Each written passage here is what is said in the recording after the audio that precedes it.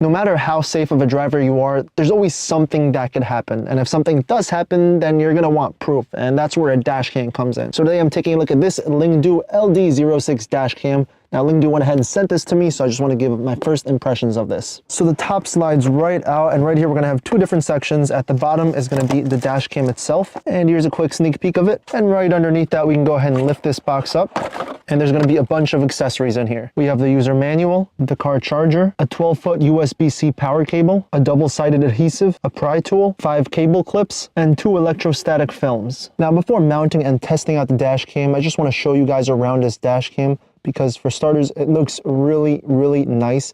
Now I know looks don't really matter in a dash cam because it's going to be hidden, but it's nice that LINGDU didn't go ahead and skimp out on the design. And this is pretty small, and it actually goes ahead and reminds me of what my portable charger looks like. Now taking a look at the front, we're going to have the big camera, and then right here is going to be the logo LINGDU. Up top is going to be the sticker mount, and so if you will go ahead and change cars and this isn't sticky anymore, it's good that you do have an extra one it comes with. And right here is going to be the hinge, so you can go ahead and tilt it and get the right angle. And when we take a look at the left side, there's going to be two things. It's going to be the USB-C power cable and an SD card slot, a micro SD card slot, which it does come with one already, which is very generous. So I can just go ahead and take it out. And here we can see this one's going to be 64 gigabytes. And you do need a nail to go ahead and push this in. And there it sticks in place. Now taking a look at the right side, there's going to be nothing. And now on the back side, there's going to be a bit more information on the unit itself. And then down over here, we can go ahead and see kind of like the saying, it says, specialty leads future. And then on the left side, there's going to be 2 little indicators. And now this is going to be for the light. On the left side is going to be the blue indicator light. And on the right side is going to be the red indicator light. And finally, taking a look at the bottom, there's going to be a little hole for a reset button and a function key. So since this dash cam doesn't have a screen, then it's okay to go ahead and install it right over here behind the mirror. And also make sure it's at a good angle over here so the camera doesn't accidentally go ahead and record this black part here. So you can take the adhesive right off, make sure the windshield is clean, and then go ahead and stick it on. And now if you ever want to take this dash cam off, you can just go ahead and slide it to the left, and it's easiest if you put your finger right over here and push. All right, so now it's time to attach the cable, and there's going to be 2 ways. The first way is going to be the easiest one, just attach it here, and then attach it down here, but it's going to look ugly because it's going to be hanging up and down. So the clean way would be to go ahead and just put it right through up all the way over here, and then slide it all the way to the bottom, all the way underneath here. And so it's going to be nicely tucked in here, and the cable's not going to be in the way. So I'm going to start by attaching the USB-C cable over here, just so I know exactly how much slack to give. And then we can go ahead and grab the pry tool to go ahead and slide the cable up through here. So the easiest way to start is with the curved portion. Go ahead and stick it in here. And then for the wire, go ahead and do a loop, kind of like this. And make sure you give it enough slack. It's not too long, it's not too loose. And then just push this upwards and then insert this here as close to the pry tool as possible. And it goes and sticks right in place. And you can push with your fingers a little bit or with the tool. And there, now it's nice and hidden on the right side. So now we'll do the same thing to over here. And the easiest way is just to have the pry tool lift it up and then slide your hand all the way to the left while pushing the wire inside. And when you get to the part that meets the plastic, just go ahead and lift it up and make sure it gets right inside here. And just try to get it underneath this portion here by pushing it more. And right now I went ahead and flipped the tool over so I can go ahead and push the tool inside this section over here. And then keep continuing down the bottom.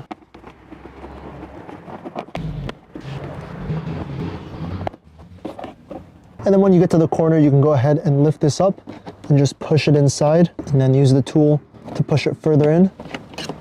And then keep doing that all the way down. So now we can go all the way back up and then fix this part.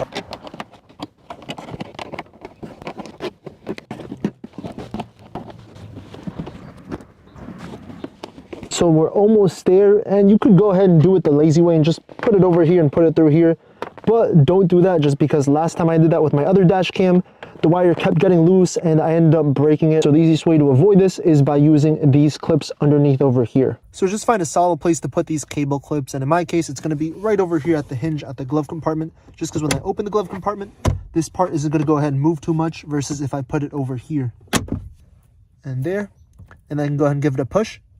There, and the cable locked in place.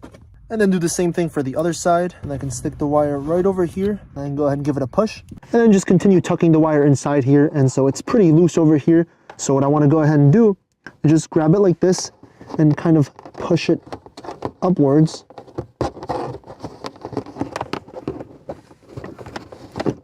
And I can go ahead and hide as much slack in there as possible. And there, now that that's done, now this can just be plugged in over here.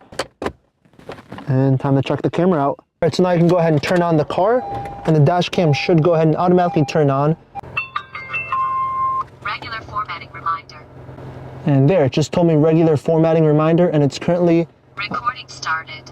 And Wi-Fi is on. so I went ahead and downloaded the LINGDU app, and then this went ahead and popped up, so I can go ahead and connect to the camera. I'll join. It's connecting to Wi-Fi. All right, and there it is. And right now I'm currently seeing a live feed. So here, if I go ahead and go outside,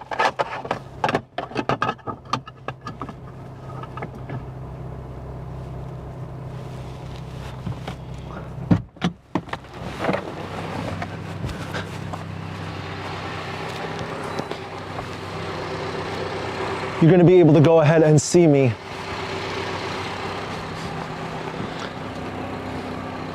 Oh, one thing I forgot to do is actually take off that plastic on that camera. I took the plastic off. You can go ahead and see, and now the quality is looking a lot cleaner. And so here you can tell it's actually currently still recording. Here there's a 25 seconds, so if I go ahead and press stop. Recording stopped. It said recording stopped for the dash cam. And now I want to go ahead and check this out. So let me see dash cam albums. So I'll go to normal.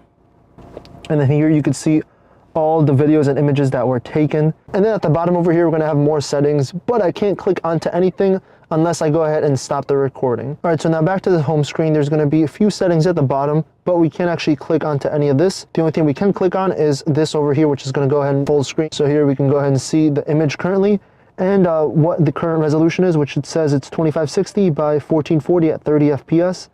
Let's see if I click into this. Okay, I can go ahead and change it here. So you can change it to 1920 by 1080.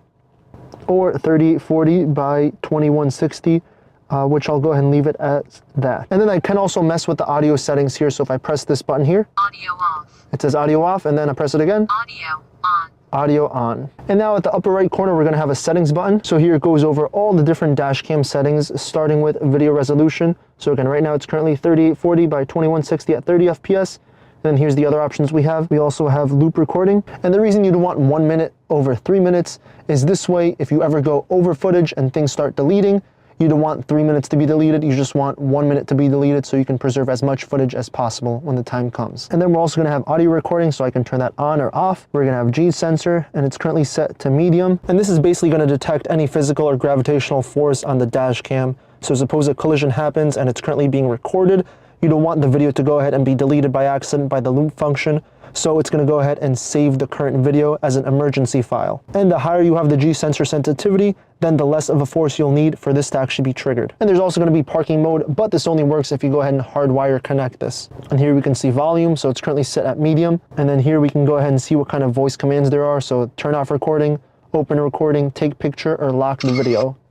And right now, because I said all those things, it's currently happening and like a picture just got taken if you heard the shutter. And then here's fatigue driver reminder. And this is basically just going to be a beep that the dash cam alerts you. And then we also have time date format, which it's sent to month, day, year, which I'll go ahead and leave it like that. The speed units, so kilometers per hour or miles per hour. Then we have the boot ringtone, so it's going to go ahead and chime whenever you boot it up. Here's GPS info. And then a format reminder is set to every 30 days. And then video timestamps is set to on. So basically the time and date are always going to go ahead and be indicated during the recording. And then here we have time zone. So I'll go ahead and set that to here.